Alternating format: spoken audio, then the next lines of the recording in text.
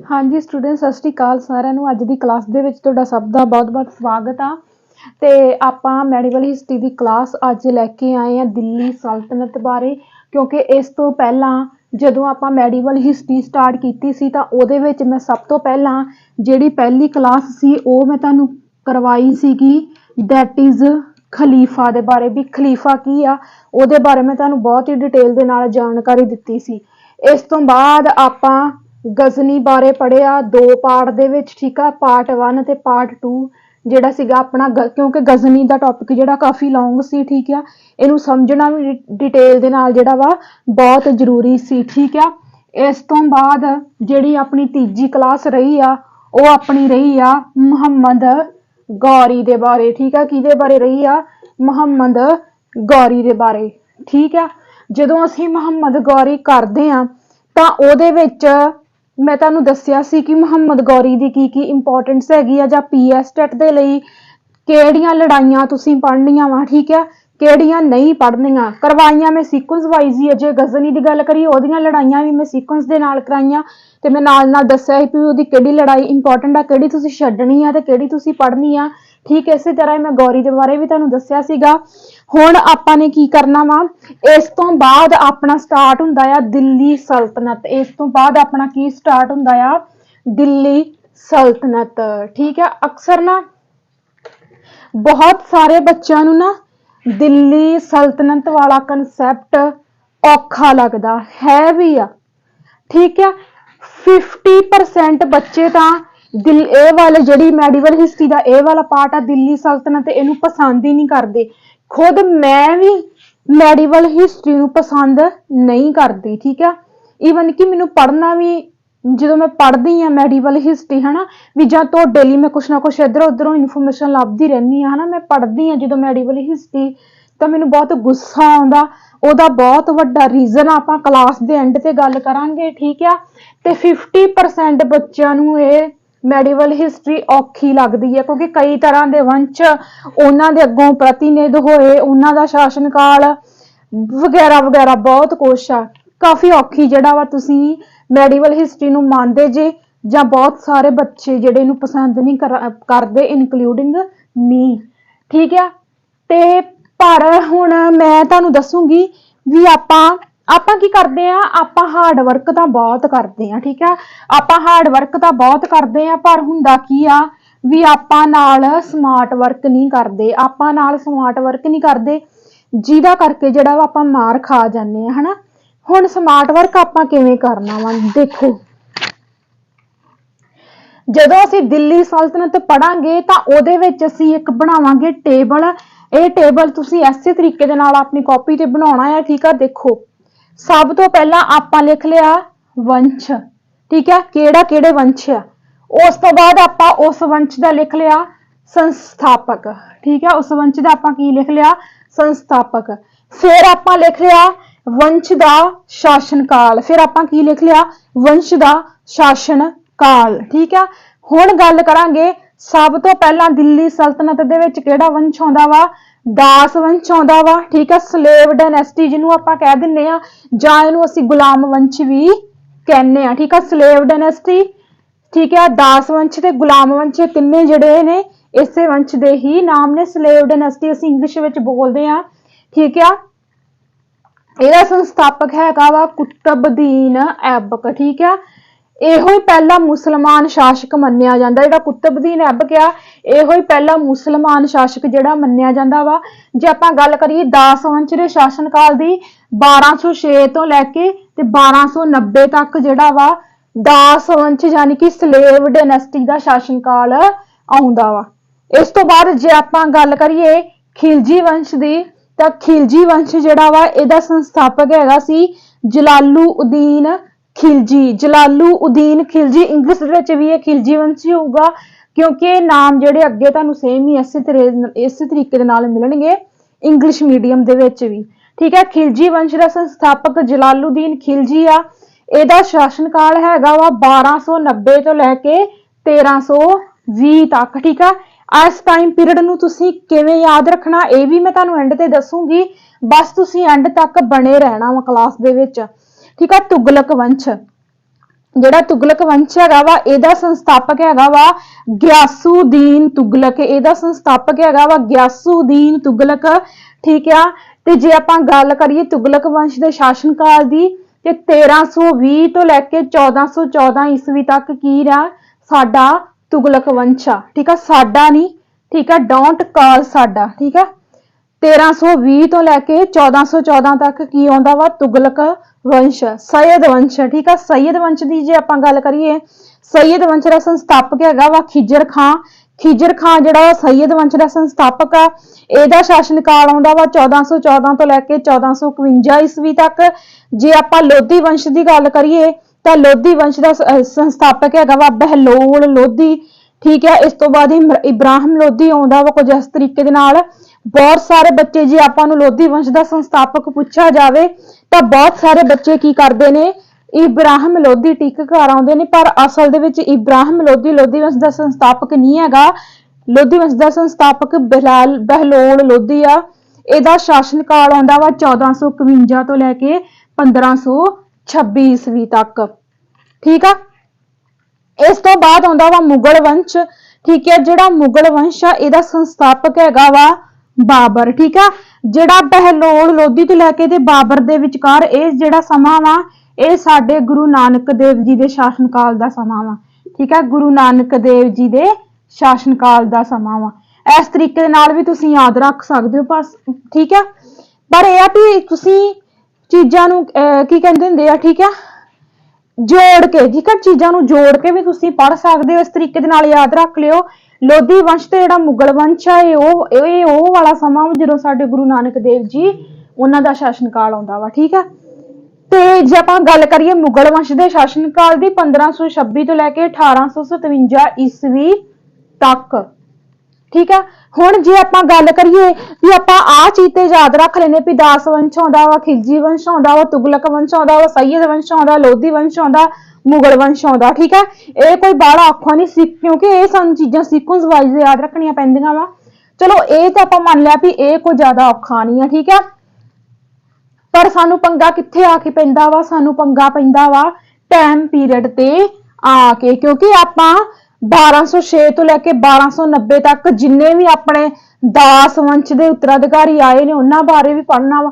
ਸੋ ਬਹੁਤ ਸਾਰਾ ਡਾਟਾ ਜਿਹੜਾ ਵਾ ਟਾਈਮ ਪੀਰੀਅਡ ਵਾਲਾ ਹੀ ਹੋ ਜਾਂਦਾ ਵਾ, ਪਰ ਮੈਂ ਤੁਹਾਨੂੰ ਦੱਸੂਗੀ ਹੁਣ ਇਹ ਤਾਂ ਹੈ ਨਹੀਂ ਵੀ ਆਪਾਂ ਕੱਲਾ ਟਾਈਮ ਪੀਰੀਅਡ ਦਿਮਾਗ ਵਿੱਚ ਰੱਟੇ ਲਾ ਯਾਦ ਕੀਤਾ ਹੋਇਆ। ਦਿਮਾਗ ਕਿਉਂ ਖਰਾਬ ਕਰਦੇ ਆ ਤੁਸੀਂ?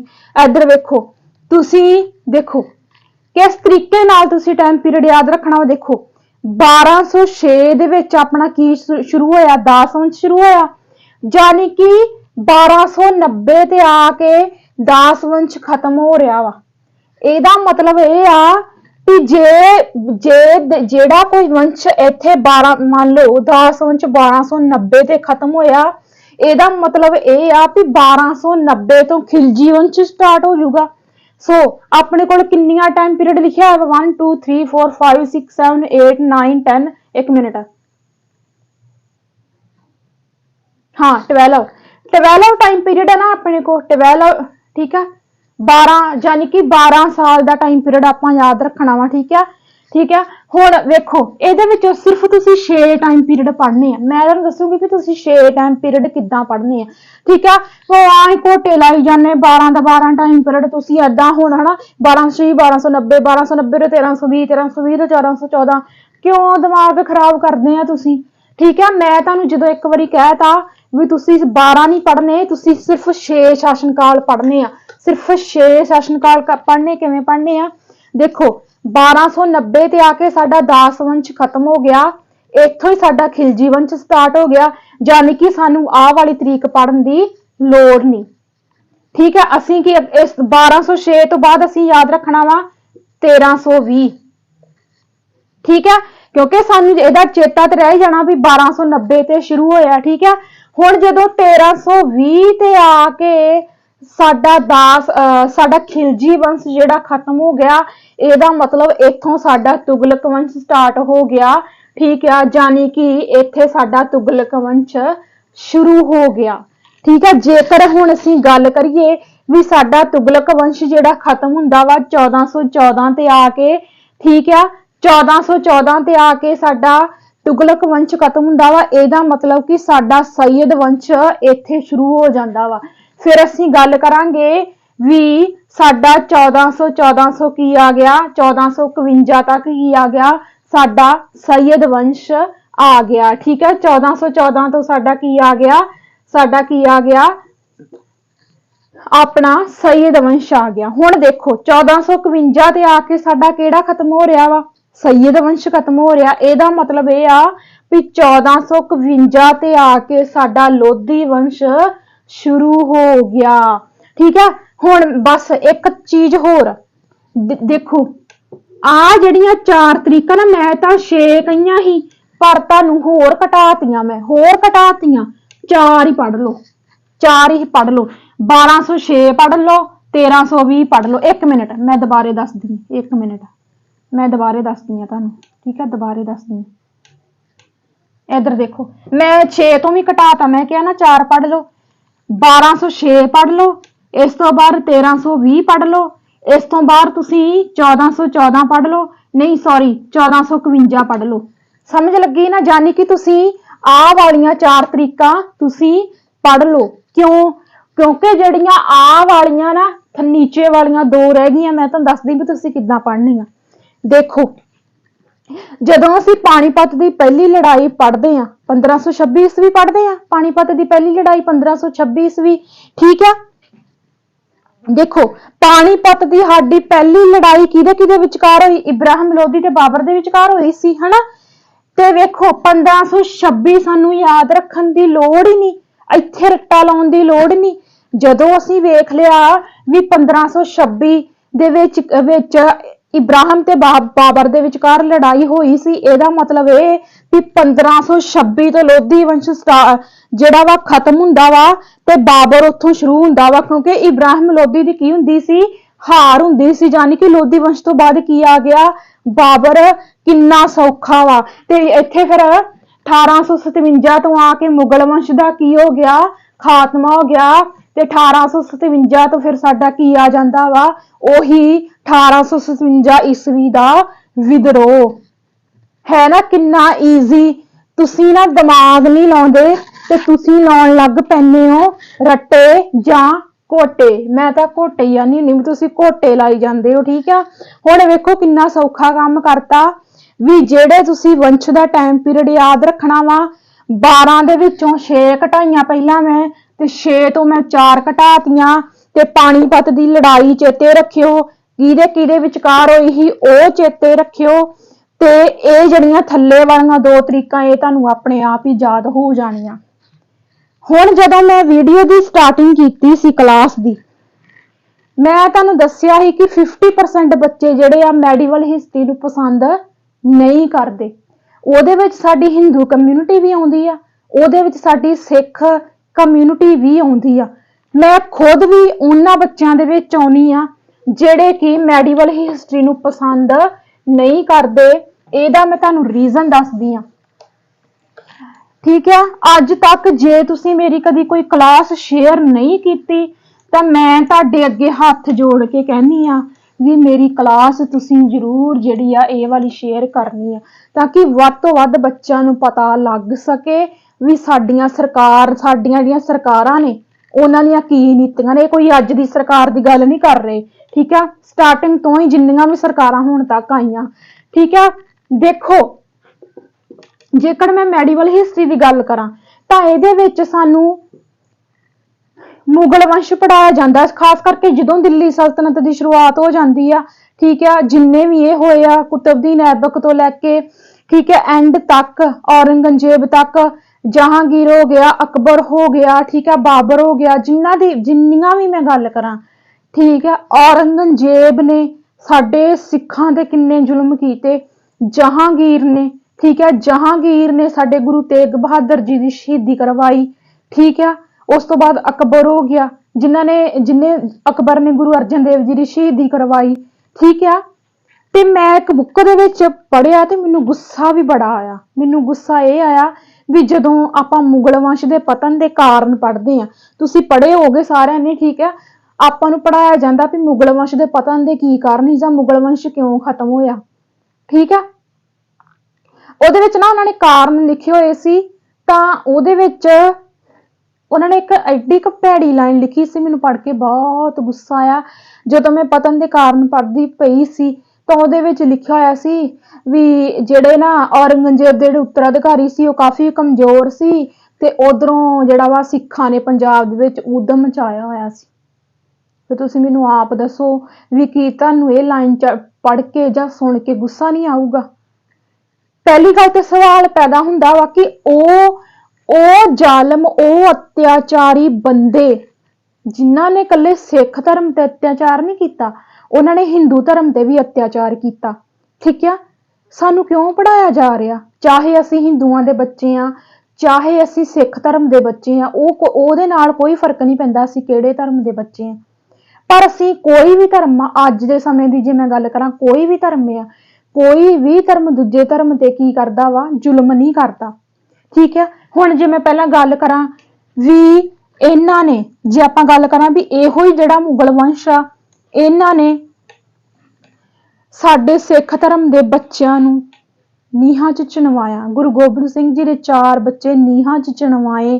ਗੁਰੂ ਗੋਬਿੰਦ ਸਿੰਘ ਜੀ ਦਾ ਸਾਰਾ ਪਰਿਵਾਰ ਐਸੇ ਲੀਹ ਤੇ ਚੱਲਿਆ। ਠੀਕ ਹੈ, ਜੇ ਆਪਾਂ ਗੱਲ ਕਰੀਏ ਤੇ ਨਿੱਕੇ ਨਿੱਕੇ ਬੱਚੇ ਜਿਹੜੇ ਨੇ ਤਾਂ ਨੂੰ ਸੁੱਟ ਕੇ ਤੇ ਉਹਨਾਂ ਦੇ ਨਿੱਕੇ ਨਿੱਕੇ ਟੋਟੇ ਕੀਤੇ ਗਏ, ਚਰਖੜੀਆਂ ਦੇ ਨਾਲ ਉਹਨਾਂ ਨੂੰ ਚੀਰਿਆ ਗਿਆ।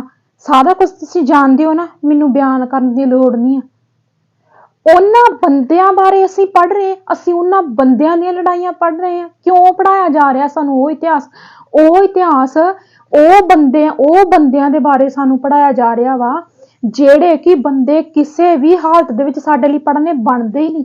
ਅਸੀਂ ਕਿਉਂ ਪੜ੍ਹੀਏ ਉਹਨਾਂ ਬੰਦਿਆਂ ਨੂੰ? ਠੀਕ ਹੈ, ਪਰ ਜੇ ਮੈਂ ਹੁਣ ਗੱਲ ਕਰਾਂ, ਚਲੋ ਇਹ ਦੀ ਗੱਲ ਹੋ ਗਈ ਸਿੱਖ ਧਰਮ ਦੀ। ਠੀਕ ਹੈ, ਸਰਕਾਰਾਂ ਦੀਆਂ ਮਾੜੀਆਂ ਨੀਤੀਆਂ ਵਾ, ਕਿਉਂਕਿ ਇਹੋ ਇਤਿਹਾਸ ਤੇ ਸਕੂਲਾਂ ਦੇ ਵਿੱਚ ਆ, ਇਹੀ ਇਤਿਹਾਸ ਸਕੂਲਾਂ ਦੇ ਵਿੱਚ ਆ, ਕਿਉਂਕਿ ਇਹਨੂੰ ਅਸੀਂ ਡਿਟੇਲ ਦੇ ਵਿੱਚ ਪੜ੍ਹ ਰਹੇ ਹਾਂ। ਸਕੂਲਾਂ ਦੇ ਵਿੱਚ ਵੀ ਸਾਡੇ ਬੱਚਿਆਂ ਨੂੰ ਇਹੀ ਮੁਗਲਾਂ ਦਾ ਇਤਿਹਾਸ ਲਾਇਆ ਹੋਇਆ। ਠੀਕ ਹੈ, ਸਾਡੇ ਬੱਚਿਆਂ ਨੂੰ ਸਿੱਖ ਧਰਮ ਤੋਂ ਦੂਰ ਕੀਤਾ। ਸ਼ੁਰੂ ਤੋਂ ਹੀ ਸਰਕਾਰਾਂ ਦੀਆਂ ਇਹ ਨੀਤੀਆਂ ਹੀ ਵੀ ਸਿੱਖ ਧਰਮ ਦਾ ਇਤਿਹਾਸ, ਕਿਉਂਕਿ ਸਿੱਖ ਜਿਹੜੇ ਨੇ, ਇੱਕ ਕਹਿ ਲਓ ਵੀ ਆਈ ਹੈਵ ਨੋ ਵਰਡ, ਹਨਾ, ਵੀ ਜਿਵੇਂ ਸਿੱਖ ਧਰਮ ਨੇ ਕੁਰਬਾਨੀਆਂ ਕੀਤੀਆਂ, ਏਦਾਂ ਕੋਈ ਨਹੀਂ ਦੇ ਸਕਦਾ ਕੁਰਬਾਨੀਆਂ। ਠੀਕ ਹੈ, ਪਰ ਮੈਂ ਨਾਲ ਹੀ ਹਿੰਦੂ ਧਰਮ ਦੀ ਵੀ ਗੱਲ ਕਰੂੰਗੀ। ਗਜ਼ਨੀ ਨੇ ਕਿੰਨੇ ਮੰਦਿਰ ਹਿੰਦੂਆਂ ਦੇ ਬਰਬਾਦ ਕੀਤੇ, ਹਿੰਦੂ ਇਸਤਰੀਆਂ ਦੀਆਂ ਇੱਜ਼ਤਾਂ ਤੱਕ ਲੁੱਟੀਆਂ ਗਈਆਂ। ਠੀਕ ਹੈ, ਉਹਨਾਂ ਨੂੰ ਮੰਦਿਰਾਂ ਦੇ ਵਿੱਚੋਂ ਘੜੀਸ ਕੇ ਬਾਹਰ ਸੁੱਟਿਆ ਗਿਆ, ਹਨਾ। ਉਸ ਤੋਂ ਬਾਅਦ ਗੌਰੀ ਆਉਂਦਾ ਵਾ, ਗੌਰੀ ਨੇ ਵੀ ਹਿੰਦੂ ਧਰਮ ਦੇ ਬਹੁਤ ਸਾਰੇ ਪਵਿੱਤਰ ਤੋਂ ਪਵਿੱਤਰ ਮੰਦਿਰ ਇਹਨਾਂ ਨੇ ਰਲ ਮਿਲ ਕੇ ਸਾਰਿਆਂ ਨੇ ਬਰਬਾਦ ਕੀਤੇ ਆ। ਤੇ ਅੱਜ ਸਾਡੇ ਹਿੰਦੂ ਧਰਮ ਦੇ ਬੱਚੇ, ਸਾਡੇ ਭੈਣ ਭਾਈ, ਸਾਡੇ ਹਿੰਦੂ ਧਰਮ ਦੇ ਬੱਚੇ, ਸਾਡੇ ਨਿੱਕੇ ਭੈਣ ਭਾਈ, ਉਹਨਾਂ ਨੂੰ ਵੀ ਉਹਨਾਂ ਮੁਗਲਾਂ ਦਾ ਇਤਿਹਾਸ ਪੜ੍ਹਾਇਆ ਜਾ ਰਿਹਾ ਹੈ। ਰੋਣ ਨਹੀਂ ਆਉਂਦਾ ਤੁਹਾਨੂੰ ਸੋਚ ਕੇ? ਤੁਸੀਂ ਕਹਿੰਦੇ ਹੋ ਨਾ ਵੀ ਅਸੀਂ ਆਜ਼ਾਦ ਆ, ਮੈਂ ਨਹੀਂ ਮੰਨਦੀ ਵੀ ਅਸੀਂ ਆਜ਼ਾਦ ਆ। ਅਸੀਂ ਅੱਜ ਵੀ ਗੁਲਾਮ ਆ। ਪਹਿਲਾਂ ਅਸੀਂ ਅੰਗਰੇਜ਼ਾਂ ਦੇ ਗੁਲਾਮ ਸੀ, ਅੱਜ ਅਸੀਂ ਆਪਣੀਆਂ ਹੀ ਸਰਕਾਰਾਂ ਦੇ ਗੁਲਾਮ ਆ। ਤੇ ਇਹ ਜਾਣਕਾਰੀ ਤੁਹਾਨੂੰ ਕਿਸੇ ਨੇ ਨਹੀਂ ਦੇਣੀ। ਸਾਡੇ ਨਾਲ ਧੱਕਾ ਹੋ ਰਿਹਾ, ਅੱਜ ਵੀ ਹੋ ਰਿਹਾ। ਜਦੋਂ ਸਾਡਾ ਬੱਚਾ 6ਵੀਂ ਕਲਾਸ ਦੇ ਵਿੱਚ ਪਹੁੰਚ ਜਾਂਦਾ ਵਾ, 6ਵੀਂ ਕਲਾਸ ਦਾ ਬੱਚਾ ਕਿੱਡਾ ਹੁੰਦਾ, ਚਾਹੇ ਉਹ ਹਿੰਦੂ ਧਰਮ ਦਾ, ਚਾਹੇ ਉਹ ਸਿੱਖ ਧਰਮ ਦਾ। ਠੀਕ ਹੈ, 6ਵੀਂ ਕਲਾਸ ਦਾ ਬੱਚਾ ਜਿਹੜਾ ਵਾ, ਉਹਨੂੰ ਜਿਹੜਾ ਵਾ ਇਹ ਇਤਿਹਾਸ ਜਿਹੜਾ ਵਾ ਲੱਗ ਜਾਂਦਾ ਵਾ। ਤੇ ਤੁਸੀਂ ਆਪ ਸੋਚੋ ਵੀ ਕੀ ਸਾਡੇ 6ਵੀਂ ਕਲਾਸ ਦੇ ਬੱਚੇ ਨੂੰ ਪਤਾ ਲੱਗੂਗਾ ਵੀ ਸਾਡਾ ਸਿੱਖ ਧਰਮ ਕੀ ਸੀ? ਜਾਂ ਸਾਡੇ ਜਿੱਥੇ ਕਿ ਤੁਹਾਨੂੰ ਇਹ ਨਹੀਂ ਲੱਗਦਾ ਵੀ ਸਾਨੂੰ ਮੁਗਲ ਵੰਸ਼ ਨਹੀਂ ਸੀ ਪੜਾਉਣਾ ਚਾਹੀਦਾ, ਸਾਨੂੰ ਮੁਗਲ ਵੰਸ਼ ਨਹੀਂ ਸੀ ਪੜਾਉਣਾ ਚਾਹੀਦਾ, ਇਹਦੇ ਬਦਲੇ ਸਾਨੂੰ ਕੀ ਪੜਾਉਣਾ ਚਾਹੀਦਾ ਸੀ? ਚਲੋ ਏਸ਼ੀਅਨ ਹਿਸਟਰੀ ਦਾ ਬਹੁਤ ਵਧੀਆ ਵਾ। ਠੀਕ ਆ, ਮੈਂ ਸੱਚੀ ਹੱਥ ਜੋੜ ਕੇ ਕਹਿੰਦੀ ਆ, ਕਿਉਂਕਿ ਉਹਦੇ ਵਿੱਚ ਜੇ ਅਸੀਂ ਗੀਤਾ ਦੀ ਗੱਲ ਕਰੀਏ, ਸਾਡੇ ਵੇਦ ਨੇ, ਠੀਕ ਆ, ਜੈਨ ਧਰਮ ਹੋ ਗਿਆ, ਬੁੱਧ ਧਰਮ ਹੋ ਗਿਆ, ਬਹੁਤ ਸਾਰੇ ਇਦਾਂ ਦੇ ਸਾਡੇ ਬੋਧੀ ਹੋਏ ਨੇ ਜਿਨ੍ਹਾਂ ਨੇ ਬੜਾ ਪਵਿੱਤਰ ਜੀਵਨ ਜਿਹੜਾ ਬਤੀਤ ਕੀਤਾ। ਠੀਕ ਆ, ਨੋ ਡਾਊਟ ਮੈਂ ਅੱਜ ਵੀ ਬੜੇ ਇੰਟਰਸਟ ਦੇ ਨਾਲ ਪੜ੍ਹਦੀ ਆ। ਠੀਕ ਆ, ਉਸ ਤੋਂ ਬਾਅਦ ਮੈਡੀਵਲ ਹਿਸਟਰੀ ਸਟਾਰਟ ਹੋ ਜਾਂਦੀ ਆ, ਤੇ ਇਹੋ ਜਿਹੇ ਕੁਝ ਸਵਾਲ ਜਿਹੜੇ ਬਹੁਤ ਮਨ 'ਚ ਆਉਂਦੇ ਆ, ਰੋਣ ਵੀ ਆਉਂਦਾ ਆ। ਬਹੁਤ ਸਾਰੇ ਬੱਚਿਆਂ ਨੂੰ ਨਹੀਂ ਪਤਾ, ਚਲੋ ਸਕੂਲ ਦੇ ਬੱਚਿਆਂ ਨੂੰ ਨਹੀਂ ਪਤਾ, ਉਹ ਤਾਂ ਸਾਡੇ ਤੋਂ ਬਹੁਤ ਛੋਟੇ ਨੇ, ਪਰ ਅਸੀਂ ਜਿਹੜੇ PSTET ਦੀ ਤਿਆਰੀ ਕਰ ਰਹੇ ਆ, ਜਾਂ ਹੋਰ ਵੀ ਜਿਹੜੇ ਪੰਜਾਬ ਕੰਪੀਟੀਟਿਵ ਐਗਜ਼ਾਮ ਦੀ ਬੱਚੇ ਤਿਆਰੀ ਕਰਦੇ ਨੇ, ਹਨਾ, ਮੇਰੀ ਏਜ ਦੇ ਲਾ ਲਓ, ਠੀਕ ਆ, ਮੇਰੇ ਲੈਵਲ ਦੇ, ਉਹਨਾਂ ਨੂੰ ਵੀ ਕੁਝ ਬੱਚਿਆਂ ਨੂੰ ਇਹ ਗੱਲਾਂ ਨਹੀਂ ਪਤਾ ਸਾਡੇ ਨਾਲ ਧੱਕਾ ਹੋ ਰਿਹਾ। ਜਿਹੜੀ ਚੀਜ਼ ਸਾਡੇ ਲਈ ਪੜ੍ਹਨੀ ਬਣਦੀ ਨਹੀਂ, ਸਾਨੂੰ ਉਹ ਚੀਜ਼ ਲਗਾਈ ਹੋਈ ਆ ਸਾਡੇ ਸਿਲੇਬਸ ਵਿੱਚ, ਉਹ ਚੀਜ਼ਾਂ ਜਿਹੜੀਆਂ ਨੇ ਸ਼ਾਮਲ ਕੀਤੀਆਂ ਹੋਈਆਂ ਨੇ। ਤੇ ਦੂਜੀ ਗੱਲ ਇਹ ਆ ਵੀ ਜੇ ਸ਼ਾਮਲ ਤੁਸੀਂ ਕਰ ਹੀ ਦਿੱਤੀਆਂ ਵਾ ਤੇ ਤੁਸੀਂ ਸਿੱਖ ਧਰਮ ਬਾਰੇ ਪੁੱਠਾ ਸਿੱਧਾ ਤਾਂ ਨਾ ਲਿਖੋ। ਜੇ ਤੁਸੀਂ ਸਾਨੂੰ ਮੁਗਲਾਂ ਦਾ ਇਤਿਹਾਸ ਪੜ੍ਹਾ ਰਹੇ ਆ ਤੇ ਉਹਦੇ ਵਿੱਚ ਸਿੱਖਾਂ ਦੇ ਬਾਰੇ ਤਾਂ ਨਾ ਕੁਝ ਮਾੜਾ ਲਿਖੋ। ਵੀ ਇੱਕ ਬੰਦੇ ਤੁਸੀਂ ਲਿਖੀ ਜਾ ਰਹੇ ਆ ਵੀ ਪੰਜਾਬ ਦੇ ਵਿੱਚ ਸਿੱਖਾਂ ਨੇ ਜੀ ਉਦਮ ਮਚਾਇਆ ਹੋਇਆ ਸੀ। ਕੀ ਮਤਲਬ ਬਣਦਾ ਵਾ ਇਸ ਗੱਲ ਦਾ? ਤੁਸੀਂ ਸੋਚੋ ਵੀ ਸਾਡੇ ਨਾਲ ਕਿੰਨਾ ਧੱਕਾ ਹੋ ਰਿਹਾ ਵਾ ਕਿ ਅਸੀਂ ਇੰਨੇ ਕੁ ਕਾਬਿਲ ਹੈਗੇ ਆ ਵੀ ਅਸੀਂ ਕਮਿਊਨਿਟੀ ਬਣਾ ਕੇ ਸਰਕਾਰਾਂ ਨੂੰ ਇਹ ਸਵਾਲ ਕਰ ਸਕੀਏ ਵੀ ਆਖਰ ਕਿਉਂ ਸਾਡੇ ਬੱਚਿਆਂ ਨੂੰ ਸਾਡੇ ਇਤਿਹਾਸ ਤੋਂ ਵਾਂਝਾ ਰੱਖਿਆ ਜਾ ਰਿਹਾ।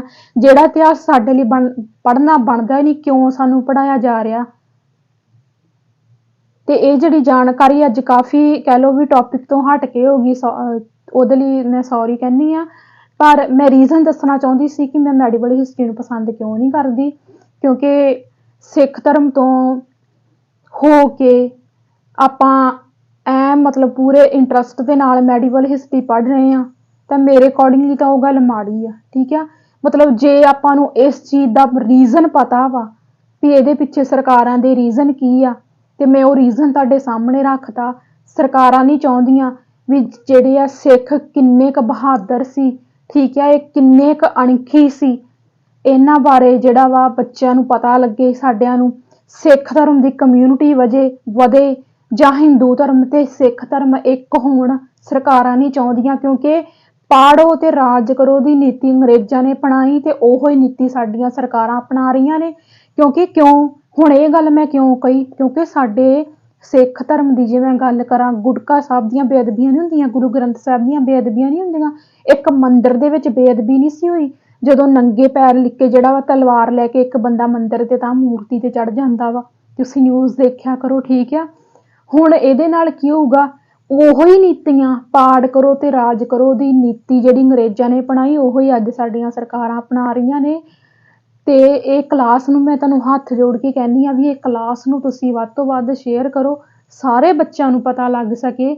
ਜਿਹੜੇ ਸਾਡੇ ਪੇਪਰ ਦੇ ਨਾਲ ਸੰਬੰਧਿਤ ਨਹੀਂ ਵੀ ਹੈਗੇ ਉਹਨਾਂ ਨੂੰ ਵੀ ਤੁਸੀਂ ਇਹ ਕਲਾਸ ਭੇਜ ਸਕਦੇ ਹੋ ਤੇ ਕੱਲੇ ਬੱਚੇ ਤੱਕ ਜਿਹੜੀ ਆ ਇਹ ਜਾਣਕਾਰੀ ਪਹੁੰਚਣੀ ਚਾਹੀਦੀ ਆ, ਉਹਨਾਂ ਨੂੰ ਵੀ ਪਤਾ ਲੱਗ ਸਕੇ ਵੀ ਸਾਡੇ ਨਾਲ ਕੀ ਧੱਕਾ ਹੋ ਰਿਹਾ ਵਾ।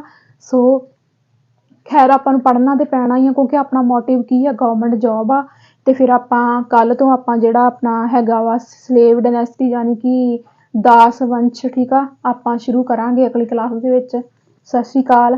ਤੇ ਜੇ ਕਿਸੇ ਨੂੰ ਕੋਈ ਲਫ਼ਜ਼ ਮੇਰਾ ਬੁਰਾ ਲੱਗਿਆ ਹੋਵੇ, ਪਹਿਲੀ ਗੱਲ ਤੇ ਮੈਂ ਕੁਝ ਵੀ ਇੱਦਾਂ ਦਾ ਨਹੀਂ ਬੋਲਿਆ, ਠੀਕ ਆ, ਪਰ ਜੇ ਫਿਰ ਵੀ ਕਿਸੇ ਨੂੰ ਬੁਰਾ ਲੱਗਿਆ ਹੋਵੇ ਤਾਂ ਮੈਂ ਮਾਫੀ ਚਾਹੁੰਦੀ ਆ। ਤੇ ਸਤਿ ਸ਼੍ਰੀ ਅਕਾਲ ਸਾਰਿਆਂ ਨੂੰ।